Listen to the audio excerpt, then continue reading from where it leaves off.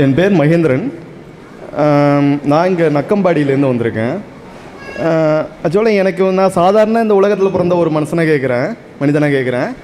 இப்போ இஸ்லாத் அப்படிங்கிறப்ப சாதாரணமாக ஒரு பள்ளிவாசல் இருக்குது. நான் பிறந்ததுலேருந்து பள்ளிவாசல் வரும். போகிறப்ப நான் இந்துலாம் பார்க்க மாட்டேன். அந்த இடத்துல கடவுள் அங்கே இருக்காருன்னு சொல்லிட்டு தொட்டு கும்பிட்டுட்டு போவேன். இது என்னுடைய இயல்பு, ஒவ்வொரு மனிதனுடைய இயல்பு. அப்படிங்கிறப்ப நான் இஸ்லாத்தை அவங்கள தான் பார்த்துட்ருக்கேன். இப்போ நீங்கள் ஒரு அமைப்பை ஆரம்பிச்சிருக்கீங்க. இந்த அமைப்புங்கிறது ஒரு 30 வருஷமாக இருக்குன்னு சொல்கிறாங்க. ஆனால் இது எந்த குரானில் எழுதப்பட்டதா, இல்லை அவங்க உண்மையான முஸ்லீமா, இல்லை நீங்கள் உண்மையான முஸ்லீமா, இல்லை ஏன் அவங்க உண்மையான முஸ்லீம் இல்லை நீங்கள் ஏன் உண்மையான முஸ்லீம் சொல்கிறீங்க? இதில் குரானில் இருக்க இல்லை இப்போ யாராச்சும், அதாவது நபிகள் நாயகம் 1 லட்சத்துக்கு மேலே சொல்கிறாங்க. அது எனக்கு அந்த அளவுக்கு தெரியல. எனக்கு அந்த நபிகள் நாயகத்தில் யாராச்சும் உங்களை இதுமாரி ஆரம்பிக்க சொல்லி நீங்கள் இதுமாரிலாம் பேசணும், எல்லாரையும் மாற்றணும் அப்படின்னு சொன்னாங்களா? இன்னொன்று என்னப்போ தனிப்பட்ட கருத்து என்னன்னா, ஏன் நீங்கள் இஸ்லாத்துன்னு சொல்லிக்கிறீங்களா? அங்கேருந்து வந்தவங்க தானே நீங்களாம்.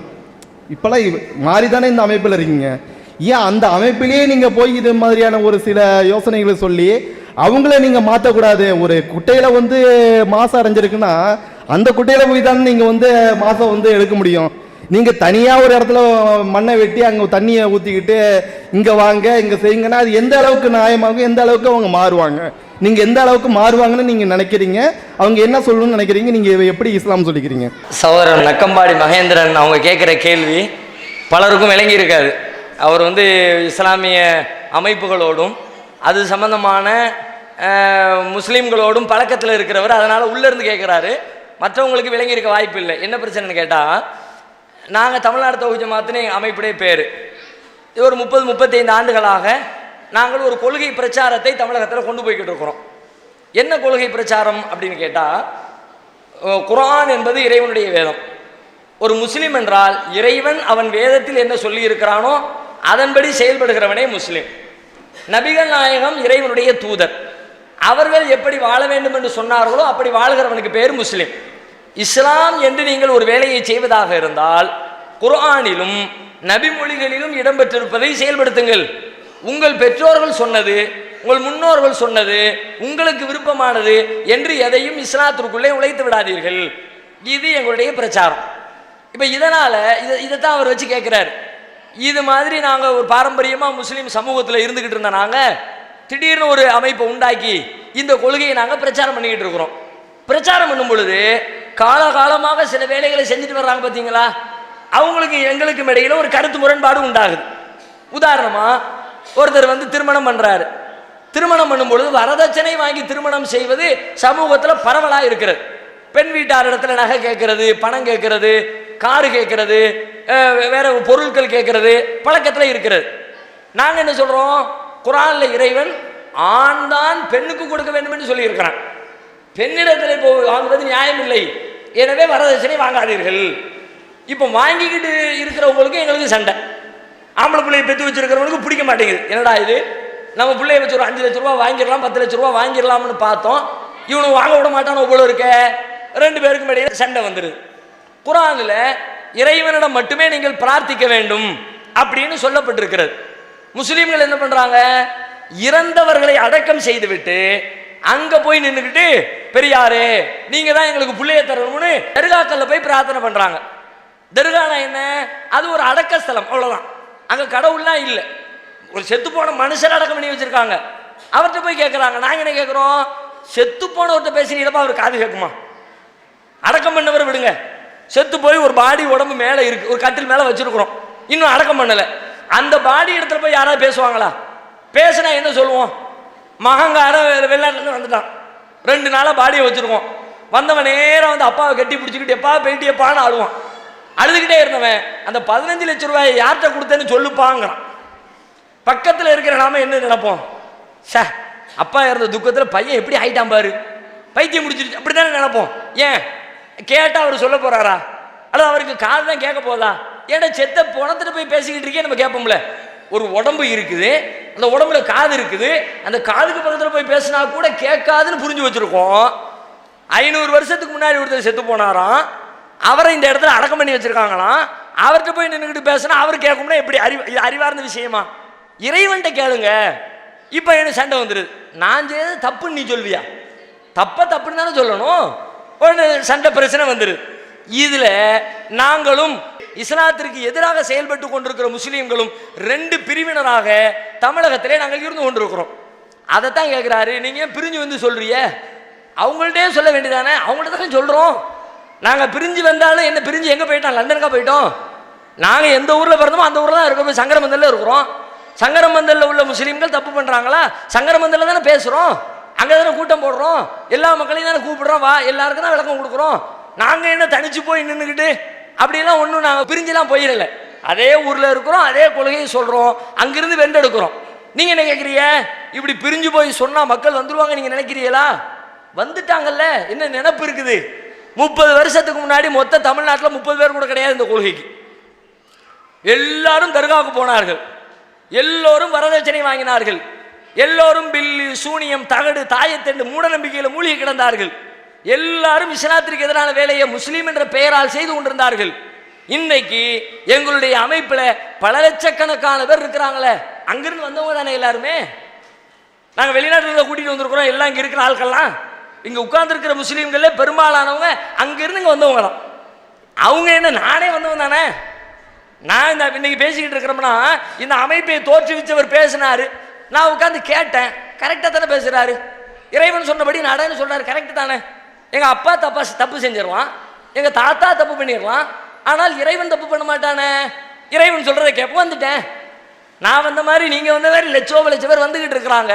அதனால் நாங்கள் தனியாக போய் எங்கேயோ வேலையை செஞ்சிடல, அந்த மக்கள் மத்தியிலே தான் செய்து கொண்டிருக்கிறோம். வணக்க வழிபாடுகளுக்காக ஒரு தனி கட்டடத்தை கட்டிக்கிறோம், அவ்வளோதான், வேற ஒன்றும் கிடையாது. அதனால் இதில் எந்த விதர்ப்பமும் வித்தியாசமும் இல்லை. என் பேர் பார்த்திபன். நபிகள் மட்டும்தான் அந்த புனிதத்தை எதிர்க்காரா, இல்லை மூசா, இன்னொருத்தர் தாவூத் அப்படின்னு 4 இருக்கு இல்லையா? 4ல் அந்த ஒன்று மட்டும்தான் நீங்கள் புனிதம்னு சொல்லிட்டீங்க. அப்போ 3 எங்கே போயிருக்கு? அடுத்தது இஸ்லாம் வந்து கிபி 6க்கு அப்புறம் தான் வந்துன்றாங்க. அதுக்கு முன்னாடி எங்கே இருந்தது? நபிகள் அடுத்தது வந்தால் அதுக்கு முன்னாடி யாராவது வந்திருக்காங்களா தெரிஞ்சுக்கணும். சரி சார், ஒரு நல்ல கேள்வி கேட்குறாங்க. உலகத்தில் இறை தூதர்கள் என்று நபிகள் நாயகம் மட்டும்தான் வந்திருக்கிறாங்களா, வேற யாரும் வந்திருக்கிறாங்களா? வேற நிறைய பேர் வந்திருக்கிறாங்க. இஸ்லாமிய நம்பிக்கைப்படி பல்லாயிரக்கணக்கான பல லட்சக்கணக்கான பேர் வந்திருக்கிறாங்க. முதல் மனிதர், உலகத்தில் படைக்கப்பட்ட முதல் மனிதர் ஆதாம் என்று கிறிஸ்தவர்கள் சொல்லுகிற ஆதம் என்று நாங்கள் அழைக்கிற அவர் கூட இறைவனுடைய தூதராகத்தான் இருந்தார். அவரில் இருந்து நபிகள் நாயகம் வரைக்கும் பல்லாயிரக்கணக்கான பேர் வந்திருக்கிறாங்க. அப்போ அடுத்தவங்களுடைய கேள்வி என்ன அப்படின்னா, நபிகள் நாயகம் சொன்னதை மட்டும் கேட்குறீங்களே, மற்றவங்க சொன்னதை ஏன் கேட்கல? மூசான்னு ஒருத்தர் இருந்தாரு, ஈசான்னு ஒரு தூதர் இருந்தாரு, தாவூதுன்னு ஒரு தூதர் இருந்தாரு, சுலைமான்னு ஒரு தூதர் இருந்தாரு. அவங்க சொல்றதையெல்லாம் கேட்காம நபிகள் நாயகம் சொன்னதை மட்டும் கேட்குறீங்களே ஏன் அப்படிங்கிறாங்க. நாங்கள் அனைவரும் சொன்னதையும் கேட்கிறோம், மூசா சொன்னதையும் கேட்கிறோம், ஈசா சொன்னதையும் கேட்கிறோம், தாவூது சொன்னதையும் கேட்கிறோம். அது எல்லாமே குர்ஆன்ல இருக்கிறது. தாவூது தன்னுடைய மக்களுக்கு என்ன சொன்னார், மூசா தன்னுடைய சமூகத்துக்கு என்ன சொன்னார், அந்த செய்தியெல்லாம் குர்ஆனிலே பதிவு செய்யப்பட்டிருக்கிறது. அதையும் நாங்கள் படிக்கிறோம், அதையும் நாங்கள் கடைபிடித்து கொண்டு தான் இருக்கிறோம். எதையும் நாங்கள் உதாசீனப்படுத்தல. எதை உதாசீனப்படுத்துறது தெரியுமா? அந்த ஈசாவின் பெயரால் சில பேர் புத்தகங்களை எழுதி வச்சிருக்கிறாங்க. எழுதி வச்சுக்கிட்டு இதுதான் ஈசா கொண்டு வந்ததுன்னு பொய் சொல்லிக்கிட்டு இருக்கிறாங்க. அதை நாங்கள் பின்பற்ற மாட்டோம்னு சொல்லிடுவோம். உதாரணமாக இப்போ பைபிள் இருக்குல்ல, பைபிளை பொறுத்த வரைக்கும் கிறிஸ்தவர்கள் என்ன சொல்லுவாங்கன்னா, இந்த பைபிள் தான் உங்களுடைய வேதத்தில் சொல்லப்பட்டிருக்கிற ஈசாவுக்கு வழங்கப்பட்ட புத்தகம் அப்படிம்பாங்க. அது பொய். ஈசாவுக்கு வழங்கப்பட்ட புத்தகம் எப்படி இருக்கும்னு குர்ஆன் சொல்லு, அப்படி இல்லை. ஈசாவுக்கு வழங்கப்பட்ட புத்தகம் உண்மையா இருக்கும், ஈசாவுக்கு வழங்கப்பட்ட புத்தகத்தில் முரண்பாடு இருக்காது, ஈசாவுக்கு வழங்கப்பட்ட புத்தகம் ரொம்ப மக்களுக்கு நேர்வழி காட்டும். ஆனால் பைபிளில் பார்த்தா அந்த அம்சங்களை எல்லாம் பார்க்க முடியல. அதனால இதுவெல்லாம் பொய். இறைவன் என்ன சொன்னானோ, மூசா இதை சொன்னார், ஈசா இதை சொன்னார் அப்படின்னு இறைவன் எதை சொன்னானோ அதை நாம கடைபிடிப்போம்னு சொல்லிட்டு அனைத்தையும் நாங்கள் கடைபிடித்து கொண்டிருக்கிறோம். யாரையும் நாங்கள் மறுப்பது கிடையாது. ஒன்று. சரி, 6ஆம் நூற்றாண்டுல தான் இஸ்லாம் வந்ததாக சொல்றாங்க. அதுக்கு முன்னாடி உள்ளவங்கலாம் என்ன, அதெல்லாம் எப்படி? இஸ்லாமிய நம்பிக்கைப்படி நான் ஆரம்பத்திலே சொன்ன முதல் மனிதரே இறை தூதர். அப்ப முதல் மனிதரிலிருந்து இஸ்லாம் இருக்கிறது. 6ஆம் நூற்றாண்டில் இஸ்லாம் இல்லை. நபிகள் நாயகம் வந்தது 6ஆம் நூற்றாண்டு. அவர் தான் இஸ்லாத்தை கொண்டு வந்தவர் கிடையாது. அவருக்கு முன்னாடி பல பேர் இஸ்லாத்தை சொல்லி இருக்கிறார்கள். கடைசியாக இறைவனுடைய தூதராக வந்தவர் நபிகள் நாயகம். அதனால ஒவ்வொரு காலத்திலும் முஸ்லிம்கள் இருந்தார்கள், இஸ்லாத்தை கடைபிடித்துக் கொண்டிருந்தார்கள். கடைசியாக உலகத்திற்கு சொல்ல வந்த நபிகள் நாயகம் என்பதை புரிந்து கொண்டால் முரண்பாடுகளுக்கு வேலை. சங்கராமத்தில் அரசு மேல்நிலைப் பள்ளியிலேருந்து வந்திருக்கேன். சங்கராமத்தில் அரசு மேல்நிலைப் பள்ளியில் முதல் மதிப்பெண் பெற்ற 1139 மதிப்பெண் பெற்ற சபிரா பானு என்ற மாணவிக்கு முதற்கண் நன்றியை தெரிவித்துக் கொள்கிறேன்.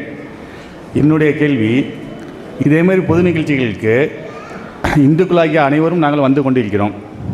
இதேமாரி முனைவர் நீங்கள் பேசும்போது, அதேமாதிரி எங்கள் இதில் முனைவர் பேசும்போது இஸ்லாமியர்கள் ரொம்ப குறைவாகவே காணப்படுகிறார்கள். இப்போ நீங்கள் எங்கள் நிகழ்ச்சி நடந்தாலும் சரி, என் நண்பர்களை கேட்டுக்கொண்டு நான் வந்து முதல் கலந்து கொள்வேன். அதேமாரி நீங்களும் எங்கள் நிகழ்ச்சி நடத்தினால் கொஞ்சம் கலந்து கொள்ளும் முன்னே மிக தாழ்மையுடன் கேட்டுக்கொள்ளப்படுகிறேன். வேறு ஒன்றும் இல்லை. முனைவருக்கு நன்றி. அதாவது நாங்கள் ரொம்ப நாளாக எதிர்பார்த்துக்கிட்டு இருக்கிற ஒரு அம்சம், நீங்கள் நாங்கள் ரொம்ப கலந்துக்கலன்னு சொல்கிறீங்க. இதே மாதிரி ஒரு நிகழ்ச்சியை நீங்கள் ஏற்பாடு பண்ணுங்கள், ஒட்டு மொத்தமாக வந்துடுறோம். ஒவ்வொரு கூட்டத்திலையும் நாங்கள் கேட்டுக்கிட்டே இருக்கிறோம். நாங்கள் இஸ்லாத்தை பற்றி விளக்குறதுக்கு வாய்ப்பு உங்களுக்கு கிடைக்குது. நீங்கள் அந்த மாதிரி உங்கள் மதத்தை பற்றி மார்க்கத்தை பற்றி சொல்லக்கூடிய ஒரு சூழலை ஏற்படுத்துங்க. எங்களுக்கு எழுகிற சந்தேகங்களை நாங்கள் தீர்த்து கொள்ள வாய்ப்பாக இருக்கும் அப்படின்னு பல கூட்டங்களில் கோரிக்கை வச்சுருக்கோம். இது வரைக்கும் நடக்கலை. ஆனால் உண்மையில் தேட்டத்தில் இருக்கிறோம், புறக்கணிக்கவே மாட்டோம். இன்னைக்கு சொன்னீங்கன்னா நானே புக் பண்ணிட்டு போயிடுவேன்.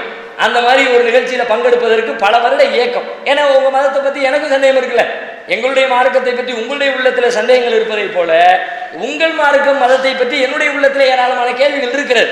அதை கேட்டு தெளிவுபடுத்துவதற்கு ஒரு ஆத்தன்டிக்கான ஆதாரபூர்வமான ஒரு இடம் கிடைக்காத ஒரு இயக்கத்தில் இருந்துகிட்டு இருக்கிறேன். சொல்லுங்க, அதுக்கு உடனடியாக கலந்து கொள்ள தயாராக இருக்கிறோம். ஒன்று, அதே நேரத்தில் கூடுதலாக இன்னொன்னையும் சொல்லிக்கிறேன். பொதுவாக நாங்கள் ஒரு இடத்துக்கு செல்லும் பொழுது இன்னொரு விஷயத்தையும் கவனிப்போம்.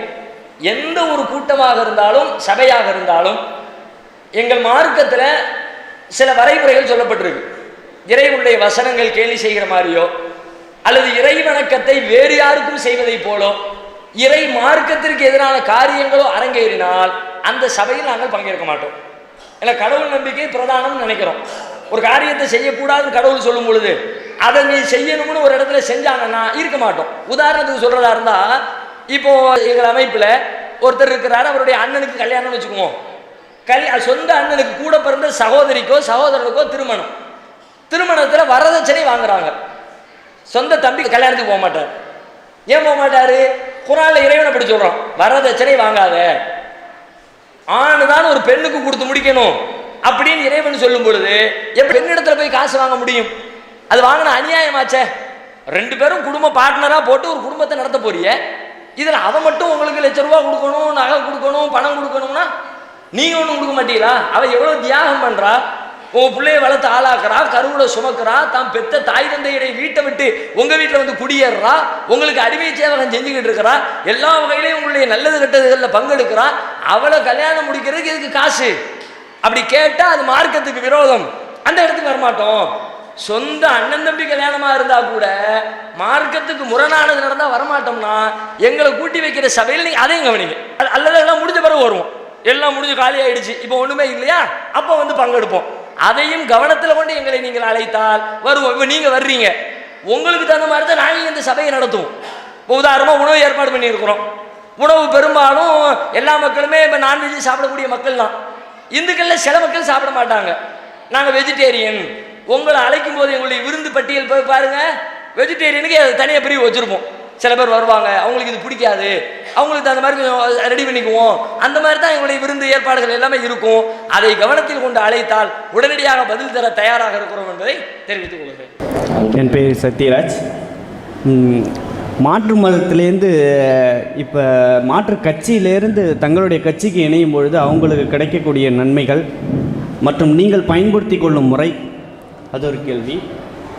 இன்னொரு கேள்வி இப்போ மாற்று மதத்தை கூப்பிட்டு ஒரு கேள்வி கேட்க சொல்லியிருக்கீங்க. எந்த கேள்வியாக இருந்தால் அதுக்கு பதில் சொல்கிறீங்க, ஓகே. மாற்று மதத்தினர் மட்டுமே கூப்பிட்டு கேள்வி கேட்க சொல்கிறதுக்கான முக்கிய காரணம்? ஹலோ சகோதரர் சத்யராஜ் ஒரு 2 நல்ல கேள்விகளை கேட்குறாங்க. முதல்ல என்ன கேட்குறாங்கன்னா, நீங்கள் மற்றவங்களை கூப்பிட்டு கேள்விகளை கேட்க சொல்கிறீங்க, மற்றவங்களை கூப்பிட்டு கேட்க சொல்கிறதுடைய நோக்கம் என்ன? மற்றவங்க மட்டும் கேட்கணுங்கிறீங்கள, அதனுடைய பின்னணி என்னங்கிறாங்க. நாங்கள் எங்கள் மக்களுடைய சந்தேகங்களை சரி செய்வதற்காக நிறைய வாய்ப்புகளை அவங்களுக்கு ஏற்படுத்துகிறோம். ஒவ்வொரு வாரமும் அவர்களுக்காக வகுப்புகளை வைத்திருக்கிறோம்.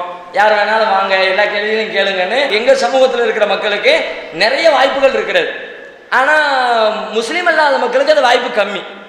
அதனால ஒன்று ஏற்பாடு பண்ணிட்டு இங்கே யாரும் நம்மால் கேட்காதீங்க, நமக்கு நிறைய வாய்ப்பு இருக்குது, இவங்களுக்கு கிடைக்கிறது எப்போதோ இருக்கு. இப்போ பாருங்க, சங்கரம் பந்தல்ல இத்தனை ஆண்டுகால வரலாற்றுல இதான் முதல் தடவையாக நடத்துகிறோம். 35 வருஷத்துல முதல் தடவை 2 மணி நேரம் 3 மணி நேரம், அதுலேயே எங்காவது 3 மணி நேரத்தை பிடிங்கிக்கிட்டாங்கன்னா உங்களுக்குரிய வாய்ப்பு வரி போய் விடும் என்பதற்காக உங்களுக்கு அனுமதி கிடையாது. முஸ்லீம் அல்லாத மக்களுக்கு மட்டும்தான் இதில் அனுமதின்னு சொல்கிறோம். வேற எந்த நோக்கமும் கிடையாது. ஒன்று. ரெண்டாவது, உங்களுடைய அமைப்பில் இணைகிறத பொறுத்த வரைக்கும் அதனால கிடைக்கிற நன்மைகள் என்னன்னு கேட்குறாங்க. இந்த கேள்விக்கு வேற ஒரு வகையில் முன்னாடியே பதில் சொல்லிட்டேன். ஒருத்தர் புதிதாக இஸ்லாத்திற்குள்ள நுழைஞ்சா அவருக்கு என்னன்னு கேட்டார்ல, அதுக்கு சொன்ன பதில் தான்.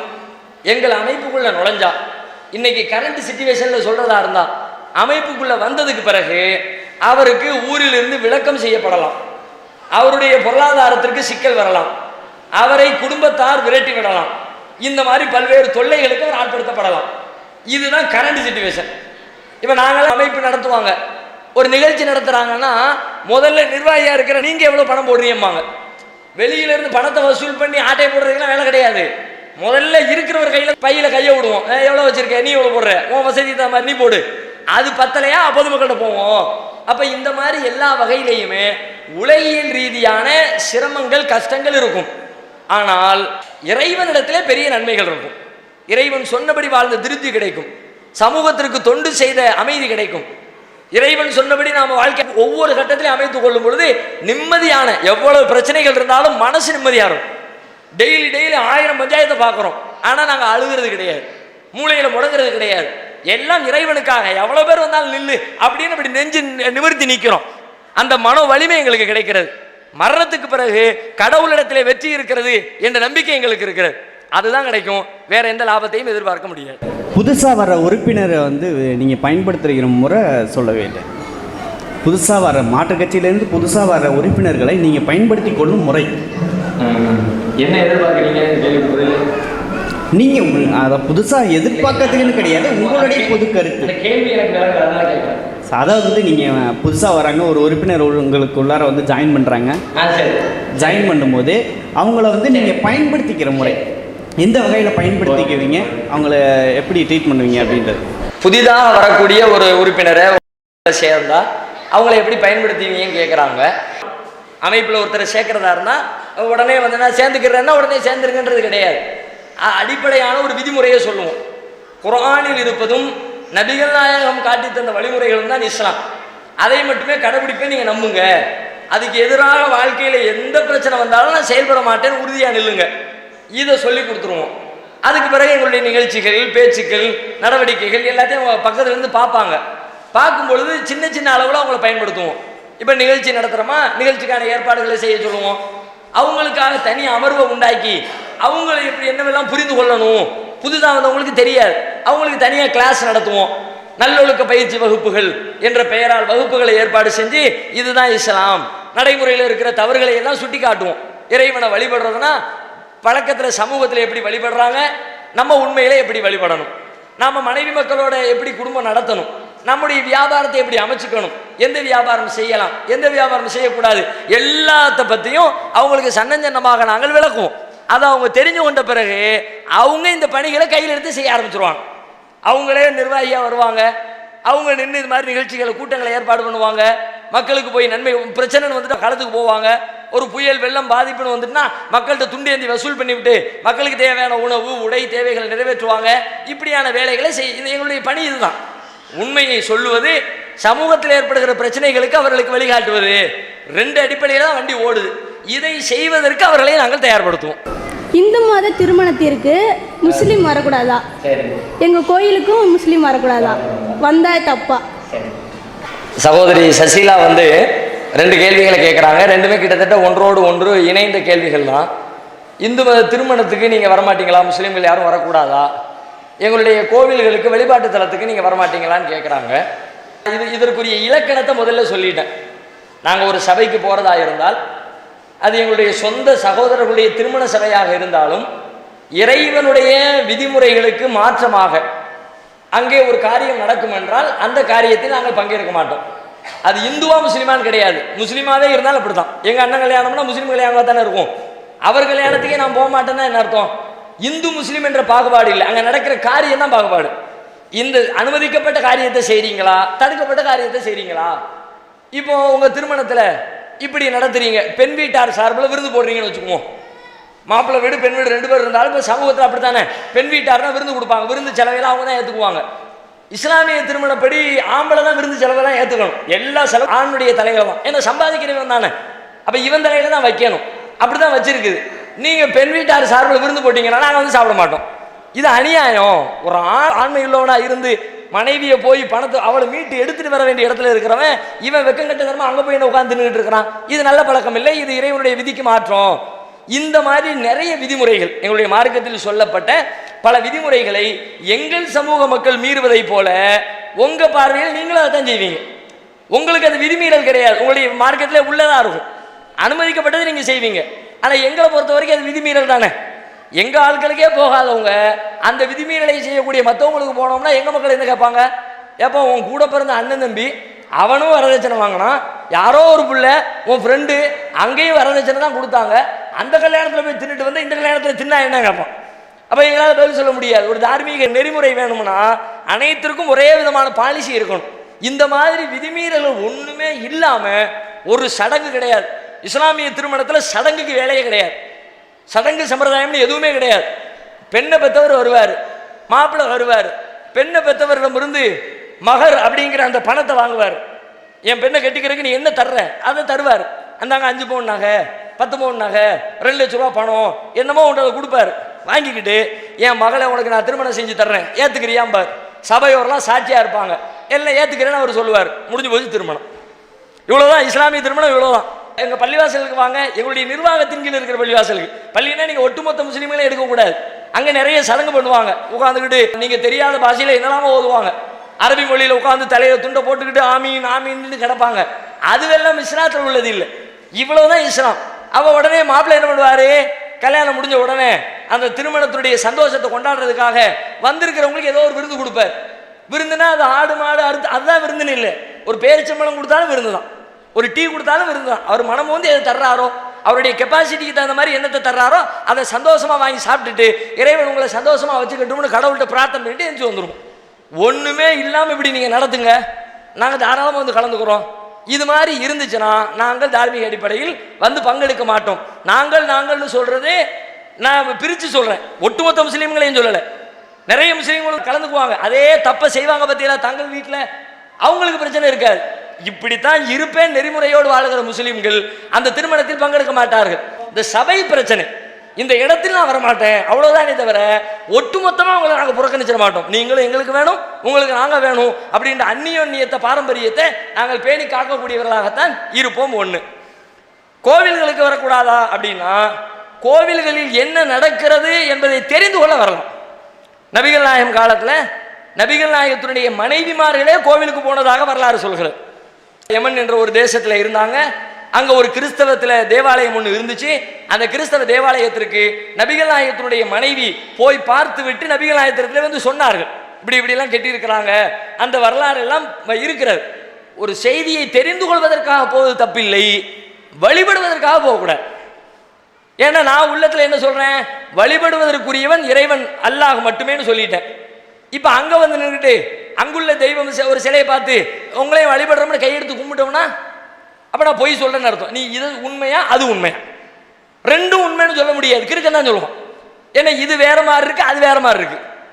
உலகத்தை எல்லாம் படைச்சவன் ஒருத்தன் தான் அப்படின்னு சொல்றது அது ஒரு கொள்கை, உலகத்தை எல்லாம் படைச்ச கடவுளர்கள் நிறைய பேர் இருக்கிறாங்கன்னு சொல்றது அது ஒரு கொள்கை. ரெண்டுமே நேர் முரண்பட்டு இருக்கிறது. முரண்பட்ட ரெண்டு எப்படி உண்மையா இருக்க முடியும்? இது உண்மையா இருந்தா அது பொய், அது பொய்யா இருந்தா இது உண்மை. ரெண்டுல ஏதாவது ஒண்ணுதான் உண்மையா இருக்க முடியும். ரெண்டுமே 5 5 10ன்னு ஒருத்தர் சொல்றார், இல்ல 5 5 12ன்னு ஒருத்தர் சொல்றார். இதுவும் உண்மைதான் அதுவும் உண்மைதான் ஒருத்தர் சொல்வாரா? சொல்ல முடியாது. ரெண்டுல ஒண்ணு. 5 5 10 உண்மைனா 10 தான், அவ்வளவுதான் முடிஞ்சு. 12 உண்மை கிடையாது. இதை மாதிரி சொல்ற காரணத்தினால அறிந்து கொள்ள வருவோம், வழிபடுவதற்காக வரமாட்டோம் என்பது தெரிஞ்சுக்கணும். நான் கடலங்குடியிலேருந்து முத்துகிருஷ்ணன் பேசுகிறேன். இப்போ வந்து இந்துக்கள் தான் முஸ்லீம்ஸ் தான் நோன்பு வச்சா அல்லாஹ் ஏற்றுப்பாரா, இல்லை நாங்களாம் நோன்பு வச்சா ஏற்றுக்க மாட்டாரா? இன்னொரு கேள்வியும் இருக்குது. மெக்காக்குள்ளே ஏன் இந்துக்களை விட மாட்றாங்க, முஸ்லீம் மட்டும்தான் ஏன் விடுறாங்க? அது ஒரு கேள்வி. தம்பி முத்துகிருஷ்ணன் ஒரு 2 கேள்வி கேட்குறாரு. முதல்ல என்ன கேட்குறாருன்னா, இறைவன் வந்து நீங்கள் நோன்பு வச்சா தான் ஏற்றுக்குவாரா, நாங்கள் நோன்பு வச்சா ஏற்றுக்க மாட்டாரா? எங்களே அவர் தானே படிச்சிருக்காரு, ஏன்னா உங்களுக்கு மட்டும் அது ஓரவஞ்சனை பண்ணுறாரு அப்படிங்கிற மாதிரி ஒரு கேள்வி கேட்குறாரு. இறைவன் வந்து அனைவருடைய விஷயங்களையும் ஏற்றுக்கொள்வார். ஆனால் இறைவன் சொன்ன முறைப்படி அது இருக்க வேண்டும். இறைவன் வந்து பல்வேறு முறைகளை சொல்கிறான். இறைவன் எந்த வழிபாட்டை ஏற்றுக்கொள்வேன் அப்படின்னு அந்த முறைகளை சொல்லும் பொழுது, அவன்தான் இறைவன், அவன் மட்டுமே இறைவன், அவனை தவிர இறைவன் இல்லை என்று யார் ஒத்துக்கொண்டாரோ அவர் செய்கிற வழிபாட்டை நான் ஏற்றுக்கொள்வேங்கிறார். நீங்க இதை ஏத்துக்கிட்டு நோன்பு வச்சா உங்களுடைய நோன்பை இறைவன் ஏற்றுக்கொள்கிறான். இதை ஏத்துக்காம வச்சப்போ ஒருத்தர் ஒரு கடையில் முதலாளி இருக்கிறாரு, முதலாளி சம்பளம் தரணும். யாருக்கு சம்பளம் கொடுப்பாரு? முதலாளின்னு எவன் ஏத்துக்கிட்டான்னு அவனுக்கு தானே சம்பளம். நீ முதலாளியே கிடையாது போயா அப்படின்னு சொல்லிட்டு உட்கார்ந்துருக்கிறவனுக்கு போய் இந்த அப்படி சம்பளம் சொல்லுவாரா? அதே மாதிரி தான் இறைவன் தன்னை இறைவன் என்று யார் ஒத்துக்கொள்கிறாரோ, தன்னை தவிர வேறு யாரும் இறைவன் இல்லை என்று யார் ஒத்துக்கொள்கிறாரோ அவரைத்தான், அவர் செய்கிற வழிபாட்டை தான் இறைவன் ஏற்றுக்கொள்வான். அந்த கொள்கை உங்களுடைய உள்ளத்திற்கு வந்தால் ஏற்றுக்கொள்ளப்படும், இல்லை என்றால் இஸ்லாமிய நம்பிக்கைப்படி அது புறக்கணிக்கப்படும் என்பதை தெரிந்து கொள்ள வேண்டும். ஒன்று, அதுதான் நியாயமும் கூட. 2வது தம்பி என்ன கேட்குறாருன்னா, மக்காவுக்குள்ள இந்துக்கள்லாம் போகக்கூடாது, முஸ்லீம் அல்லாதவர்கள் போகக்கூடாதுன்னு வச்சிருக்கிறீங்களா, அது ஏன் அப்படின்னு கேட்குறாங்க. பொதுவாக உலகத்தில் இருக்கிற பள்ளிவாசல்கள், மக்காவில் இருக்கிறது அது ஒரு பள்ளிவாசல், உலகத்தில் எத்தனையோ லட்சக்கணக்கான பள்ளிவாசல்கள் உலகம் முழுவதிலும் இருக்கிறது. எந்த பள்ளிவாசலாக இருந்தாலும் நீங்கள் போகலாம், அவங்களோடு சேர்ந்து வழிபடவும் செய்யலாம், அதை பார்வையிடலாம், யாரும் உங்களை தடுக்க முடியாது. உங்களுக்கு அந்த ரைட்ஸ் இருக்கிறது, யாரும் ஒன்றும் சொல்ல மாட்டோம். ஆனால் மக்காவில் இருக்கிற அந்த ஒரு பள்ளிவாசலுக்கு தனி பிரத்யேகமான சில சட்டதிட்டங்களை இஸ்லாம் சொல்லி இருக்கிறது. இஸ்லாமிய நம்பிக்கைப்படி உலகத்தில் முதலாக கட்டப்பட்ட பள்ளிவாசல் அதான். அதுக்கு பிறகுதான் உலகத்தில் உள்ள எல்லா பள்ளிவாசலும் கட்டப்பட்டுச்சு. அதனால இறைவன் என்ன பண்றான், முதல் பள்ளி என்கிற காரணத்தினால் சிறப்பு தகுதிகள், பல தகுதியாக அதுக்குன்னு வச்சிருக்கிறான். அங்கே உள்ள போனால் யாரையும் அடிக்கக்கூடாது, ரத்தம் ஓட்டக்கூடாது, புல் பூண்டுகளை கூட பிக்கக்கூடாது, உயிரினங்களை கொல்லக்கூடாது, எந்த உயிரினமாக இருந்தாலும், சின்ன சின்ன அற்பமான உயிரினமாக இருந்தால் கூட கொல்லக்கூடாது. இப்படியெல்லாம் அந்த மக்காவில் பேண வேண்டிய ஒழுங்குகள் என்று சில சட்டங்கள் இஸ்லாத்தில் இருக்கிறது. இப்போ அந்த சட்டங்களை யார் அதை நம்புகிறாரோ, யார் புரிஞ்சு வச்சிருக்கிறாரோ அவர் தான் அதை கடைபிடிக்க முடியும். எல்லாரும் போனாங்கன்னு வச்சுக்குவோம், அது தேவையற்ற முட்டல்ல கொண்டு வந்து விட்டுரும். உங்களுக்கு தெரியாமல் ஒரு காரியத்தை செஞ்சுருப்பீங்க, இதே ஒரு முஸ்லீம் ஒரு காரியத்தை தெரியாமல் செஞ்சுட்டாருன்னா தெரியாமல் செஞ்சுட்டான்னு எடுத்துக்குவாங்க. முஸ்லீம் அல்லாத ஒருத்தர் வந்து செய்யும்போது எல்லாரும் எப்படி பார்ப்பாங்க, இவன் வேணும்னே நம்ம பள்ளிவாசலை கெடுக்க வந்திருக்கான், புனிதத்தை வந்து கெடுக்க வந்திருக்கான், அப்போ சண்டை வந்துடும். அப்போ இறைவன் விதித்த விதிமுறைகளை தெரியாமல் உள்ளே போய் சிக்கலை உண்டாக்கிற வேண்டாம். ஒவ்வொன்றுக்கும் ஒவ்வொரு மாதிரி இருக்கும், அந்தந்த ஒழுங்குகளை பேணிக்குவோம். இது இஸ்லாத்துக்கு மட்டும் இல்லை, இந்து மதத்தில் கூட நீங்கள் பாருங்களேன். இந்து மதத்தில் கோவில்கள், அனைத்து கோவில்களையும் எல்லாரையும் விட்டுருவாங்களா? ஒன்னொன்னுக்கு ஒரு சட்டம். இந்த இடத்துல பெண்கள் வரக்கூடாது, இந்த இடத்துல அந்நிய மதத்தவர் வரக்கூடாது, இந்த இடத்துல கைலி கட்டியவர் வரக்கூடாது. ஒவ்வொரு கோவிலுக்கும் வச்சிருக்கிறாங்கல்ல. ஐயப்பன் கோயில் சாமி பிரச்சனை ஓடிக்கிட்டே இருக்கு. மகாராஷ்டிராவில் பெண்கள் வர்றது சம்பந்தமான பிரச்சனை இன்னைக்கு பத்தி எரிஞ்சுக்கிட்டே இருக்கு. பெண்கள் வரக்கூடாதுன்னு தடை போட்டுருக்காங்கல்ல. உங்க சமூகத்தில் உள்ளவங்களே பாதி பேர் வரலாம், பாதி பேர் வரக்கூடாதுன்னு சட்டம் போட்டு வச்சிருக்கீங்களே. இஸ்லாத்தில் அப்படி கூட இல்லையே. அந்த மக்காவுக்குள்ள முஸ்லிமான ஆண்களும் போகலாம், முஸ்லிமான பெண்களும் போகலாம் இருக்கு. ஆனா இந்து மத கோவில்கள், பல கோவில்கள்ல இந்துவாகவே இருந்தாலும் பெண்கள்லாம் வரக்கூடாது, இந்த சாதியை சார்ந்தா வரக்கூடாது. அது பெரிய கொடுமையா இருக்குதே. கடவுள், அவங்க நம்புற கடவுள் அவர் அங்க இருக்கிறாரு. நீ ரோட்ல நின்று கும்பிட்டுட்டு போ, நீ வாசல் நின்று கும்பிட்டுட்டு போ, நீ பாதியில் நின்று கும்பிடு, நீ கருவறை பக்கத்துல வா, அப்படியெல்லாம் சொல்லப்பட்டா? ஒரு சட்டத்தை வச்சிருக்கிறாங்கல்ல. ராஜீவ்காந்தி வந்தாரு, வந்தவரை விடமாட்டேன்னு சொல்லி வெளியே அனுப்பினாங்களா இல்லையா? திருச்செந்தூர் கோயில் தானே. திருச்செந்தூர் கோவிலில் பிரதமராக இருந்தவர் வந்தார், உனக்கு அனுமதி கிடையாதுன்னாங்க. சமீபத்தில் ஒரு இடத்துல ஒரு கோவிலுக்கு போகிற ஒரு வாய்ப்பு கிடைச்சிச்சு, உள்ள என்னன்னு பார்க்கலாம்னு. நான் கையில் உடுத்திருந்தேன், அனுமதி கிடையாதுன்ட்டாங்க. இப்படியெல்லாம் வரக்கூடாது பாய், வேஷ்டி உடுத்திட்டு வாங்க, அது பேண்ட் போட்டு வாங்க. அதுக்காண்டி நான் புதுசாக பேண்ட்டு வேஷ்டி வாங்க முடியும் கடையில் போய் சரிங்க இருக்கட்டும் வர்றேன்னு சொல்லிட்டு வந்துட்டேன். அப்போ ஒன்றுக்கும் யார் வரலாம் வரக்கூடாதுன்னு வச்சிருக்கிறது மாதிரி இஸ்லாமிய நம்பிக்கைப்படி அது ரொம்ப புனிதமானது, இறைவனுடைய முதல் ஆலயம் என்கிற காரணத்தினால் பல்வேறு புனிதங்கள் அதற்குள்ளே இருக்கிறது. தேவையில்லாமல் நீங்கள் உள்ளே போய் அந்த புனிதங்களை மீறி அதனால் 2 சமூகங்களுக்கு இடையிலே சிக்கல் உருவாகிற வாய்ப்பு இருக்கிறது என்பதை புரிந்து கொள்ள வேண்டும். என் பேர் விஜயராணி, நான் கடலங்குடிலேருந்து வந்திருக்கேன். செய்வனை செய்தால் நாக தர்காவுக்கு போனால் முடிகயிறு போட்டால் சரியாக போகும், நூல் முடிஞ்சால் சரியாக போகும்னு சொல்கிறாங்க, அது உண்மையா? அம்மா ஒரு கேள்வி கேட்குறாங்க, ரொம்ப தேவையான சமூகத்திற்கு அவசியமான ஒரு கேள்வி. என்ன கேள்வி கேட்குறாங்கன்னா, செய்வனை பண்ணிட்டா தர்காவில் போய் நாகூரில் போய் முடிநீர் முடிஞ்சு போட்டால் அதெல்லாம் சரியாக போயிடுங்கிறாங்களே, இது சரியானுங்கிறாங்க. சரியே இல்லைம்மா, 100% பொய் இது. ஏன்னா முதல்ல சூனியம் என்பதே பொய். ஃபஸ்ட்டு நீங்கள் விளங்க வேண்டிய என்னன்னு கேட்டால், சூனியத்துக்கு பரிகாரம்ங்கிறத விட முதல்ல சூனியம்னா என்ன, அப்படி உலகத்தில் ஒன்று இருக்கா? ஒரு மனுஷன் இன்னொரு மனுஷனுக்கு சூனியம் வச்சு அவனுடைய உடம்பை கெடுக்கிறது, குடும்பத்தை பிரிக்கிறது, இந்த மாதிரி வேலைகளை செய்ய முடியுமான்னு பார்த்தா உலகத்தில் யாராலும் அப்படி செய்யவே முடியாது. உங்களுக்கு பாரம்பரியமாக நம்முடைய பெரியவர்கள் சொல்லி சொல்லி சொல்லி நம்ம உள்ளத்தில் ஒரு பயம் இருக்கு பத்தியலா, அந்த பயத்தை சில பேர் பயன்படுத்திக்கிட்டு காசு பிடுங்குறாங்களே தவிர யாராலும் சூனியம் வைக்கவும் முடியாது, சூனியம் எடுக்கவும் முடியாது. வச்சா தானே எடுக்கிறதுக்கு. இதை நான் சும்மா மேம்போக்கா சொல்ல நினைக்காதீங்க, நெசமா நீங்க நம்புங்க. நான் இஸ்லாத்துக்காக வேண்டி சொல்லலை, மொத்த மனித குலத்துக்கு நான் சொல்றேன். எந்த மனுஷனா இருந்தாலும், இந்துவா இருந்தாலும் கிறிஸ்தவனா இருந்தாலும் கடவுளே இல்லைன்னு இருக்கிற நாத்திகனா இருந்தாலும் யாரும் சூனியத்தை நம்பாதீங்க, எல்லாம் ஃப்ராடு. நானே ஒரு காலத்தில் சூனியக்காரனா இருந்தேன். நான் படிக்கிற காலத்தில் மிகைப்படுத்தி சொல்லலை, படித்து கொண்டிருக்கிற காலத்தில் நான் படிக்கிற ஊரில் பெரிய சூனியக்காரராக கருதப்பட்ட ஒரு ஆலிம் சாவிடத்தில் ஒரு மௌலவி ஒருத்தர், ரொம்ப கூட்டம் எக்கச்சக்கமாக வந்து குமியும், லட்சமாக கொண்டு வந்து காலேஜில் கொட்டுவாங்க. அவர்கிட்ட அசிஸ்டண்டாக 1 வருஷம் வேலை பார்த்தேன். எனக்கு எல்லா வித்தையும் அவர் கற்று தந்தார். என்னடா வித்தைன்னு பார்த்தா ஃப்ராடு தான் வித்தை, வேற என்ன வித்தை? வர்றவனை எப்படி ஏமாற்ற முடியும்? ஏமாத்துறதுக்கு என்னென்னலாம் உண்டோ அதைத்தான் அங்கே செய்வாங்களே தவிர வேற ஒன்றும் அங்கே நடக்காது. நாங்கள் 30 வருஷமாக உலகத்துக்கு முன்னாடி சவால் விடுறோம். இந்த மாதிரி சூனியம் வைக்கிற எடுக்கிற ஆட்கள் மந்திரிக்கப்படும், சூனியம் பார்க்கப்படும்னு, பஞ்சர் பார்க்கப்படும் மாதிரி போர்டு போட்டு பார்த்தீங்களா? அவன் கடைக்கு முன்னாடி கூட்டத்தை போட்டு சூனியம் வைப்பேன்ல எங்களுக்கு வை, பல கூட்டங்களும் சொல்லி இன்னைக்கும் சொல்கிறோம். இங்கே யாராவது வந்திருந்தா எங்களுக்கு வைக்கட்டும். சும்மா பயந்துக்கிட்டு வச்சாலும் வச்சு அந்த நினைப்பில் இல்லை, வைக்க மாட்டான், எவனும் வரமாட்டான். 100% அடித்து சொல்கிறேன். எத்தனை லட்சம் கொடுக்கணும் நாங்கள் தயார்.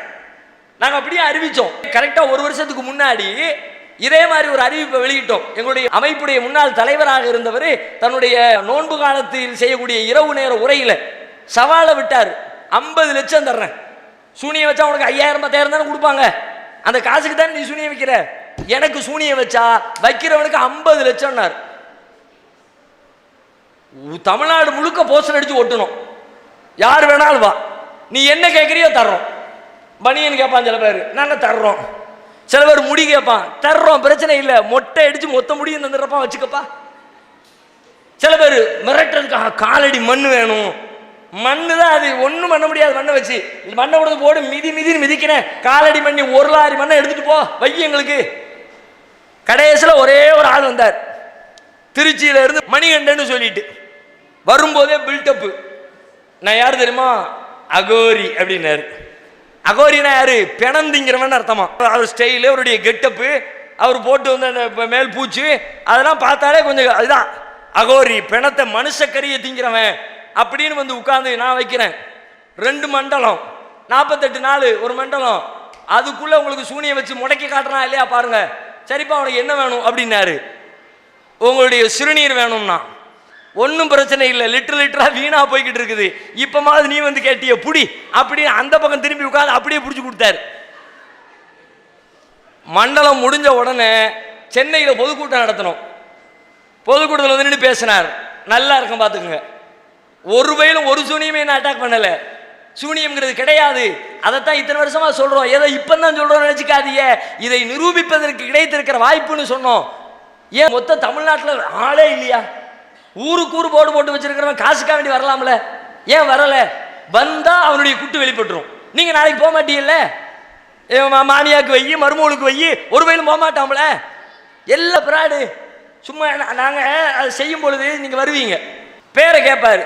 எனக்கு மேலே உள்ள குரு ஒருத்தர் வேலை பார்த்தேன் நான். அவர் வெள்ளை கலர் பேப்பர் இருக்கும், பேனா வச்சிருப்பாரு, ப்ளூ கலர் இங்கு பேனா தான் வச்சிருப்பாரு, ரீஃபில் பண்ணி இருக்காது. பேப்பர் எடுத்துக்கிட்டு பேரை சொல்லுங்க கருப்பசாமி அப்படின்னு ஒன்று முதல்ல நாங்கள் ஆளை எடை போட்டுருவோம். ஆள் வெயிட்டாக இருக்கிறான், கொஞ்சம் காசு கறக்கலாம் அப்படின்னா அது ஒரு வகையாக இருக்கும்.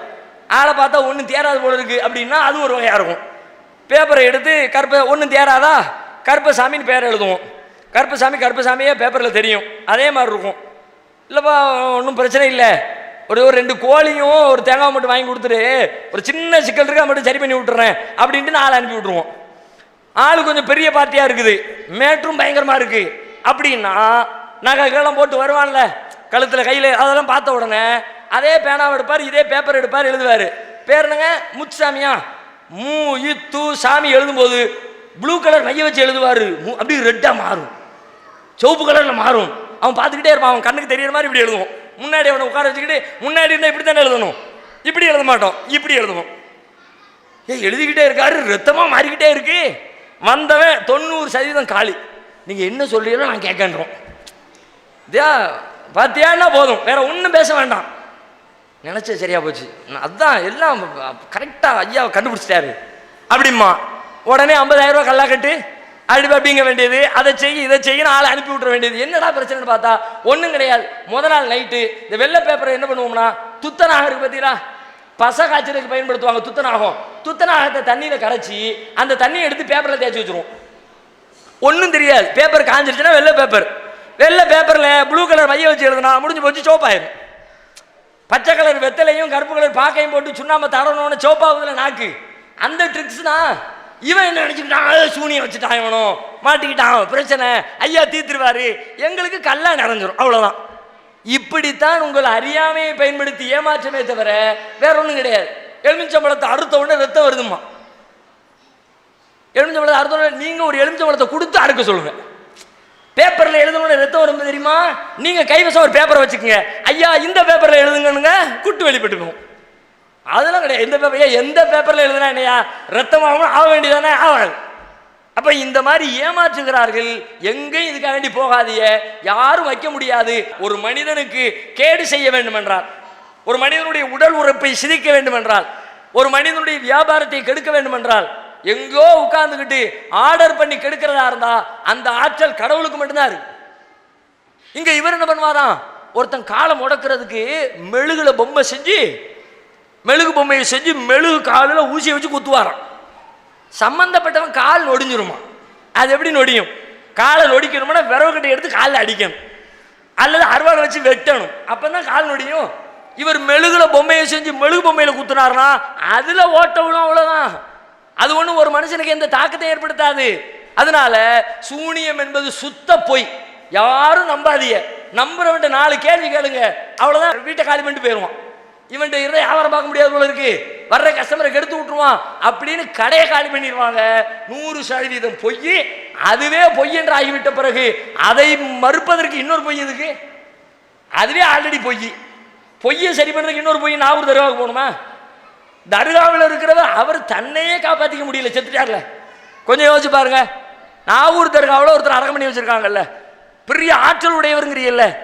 ஆற்றல்ல பெரிய ஆற்றல் என்ன? தனக்கு ஒன்றை செஞ்சுக்கணும், அதான பெரிய ஆற்றல். அவருக்கு அவர் உசுரை காப்பாற்றிக்க முடியல, ஆள் செத்துட்டாரு. அவருக்கு புள்ள கிடையாது தெரியுமா? நீங்க சூனியக்காரன் புள்ளைக்கு போவீங்க, மந்திரவாதிட்ட புள்ள இல்லை ஏற்பாடு பண்ணுங்கம்பிய. நாகூர் தர்காவில் போய் புள்ள கொடுங்கம்பிய. தர்காவில் அடங்கி இருக்கிறாரு, அவருக்கு புள்ள கிடையாது. தனக்கு ஒரு பிள்ளையை பெற்றுக்க முடியல, தான் உசுரை காப்பாற்றிக்க முடியல. அவர் உங்களுக்கு பிள்ளை தருவாரா? உங்கள் உயிரை காப்பாற்றுவாரா? உங்கள் நோயினுடைய குணமாக்குவாரா என்பதை சிந்தித்தாலே இதுவெல்லாம் பொய்ன்னு விளங்கும். சல்லி காசுக்கு அதுக்காக வேண்டி செலவு பண்ணிடாதீங்க. என் பேர் ஆர்த்தி, நான் கடலங்குடியிலேருந்து வரேன். முஸ்லிம் மது அருந்தலாமா? மது அருந்துறவர்கள் நோன்பு வைத்தால் அந்த நோன்பை ஏற்கப்படுமா? நன்றி. சகோதரி ஆர்த்தி, முஸ்லீம்கள் மது அருந்தலாமான்னு ஒரு நல்ல கேள்வி கேட்குறாங்க. முஸ்லீம்கள் மது அருந்தக்கூடாது, இது குரான்லேயே தடை விதிக்கப்பட்டிருக்கிறது. இது பெருசாக ஆய்வு பண்ண வேண்டிய அவசியம்லாம் இல்லை. குரானில் இறைவனே நேரடியாக மதுபானத்தை அருந்துவது உங்களுக்கு இடையில் குரோதத்தை உண்டாக்கும், அது இறைவனுக்கு எதிரான காரியம், நீங்கள் அதை விட்டு தவிர்த்துக்குங்க, மதுபானத்தை அருந்தக்கூடாதுன்னு திட்டவட்டமாக தடை விதிச்சிருக்கிறான்.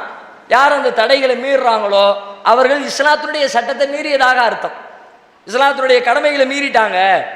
அதே நேரத்தில் அவர் வைக்கக்கூடிய நோன்பு ஏற்றுக்கொள்ளப்படுமானா அதுவும் இதுவும் சம்மந்தம் இல்லை, ரெண்டு வேற வேற. இந்த தவறு செய்ததற்காக இறைவனிடத்தில் தண்டிக்கப்படுவார், அதற்காக நன்மை செய்யக்கூடாதுன்னு எடுத்துக்க முடியாது. அந்த நன்மைக்காக நன்மையும் வழங்கப்படுவார். ரெண்டுமே இருக்கு. இப்போ ஒருத்தன் தப்பு பண்ணிட்டான், தப்பு பண்ணினவன் 10 ரூபா தர்மமும் பண்ணினான், 10 ரூபா தர்மமும் பண்ணினா ரெண்டும் வேற வேற தான். தப்பு செஞ்சதுக்காண்டி 2 அடி வாங்கிக்க, தர்மம் பண்ணதுக்காண்டி 2 பாராட்டு வாங்கிக்க. அந்த மாதிரி மது அருந்துகிறவன் மதுவை அருந்தக்கூடாது, மார்க்கத்திலே தடை. அது ஒரு பெரிய அருவருக்கு தகுந்த காரியமாக இஸ்லாம் சொல்லுகிறது.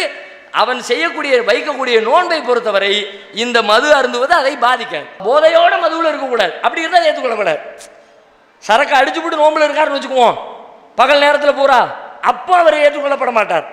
போதை இல்லாமல் அவர் நோன்பாளியாக இருந்தால், நோன்பு வைத்தால், அந்த நோன்பிற்கு எந்த பந்தமும் எந்த பாதகமும் ஏற்படாது.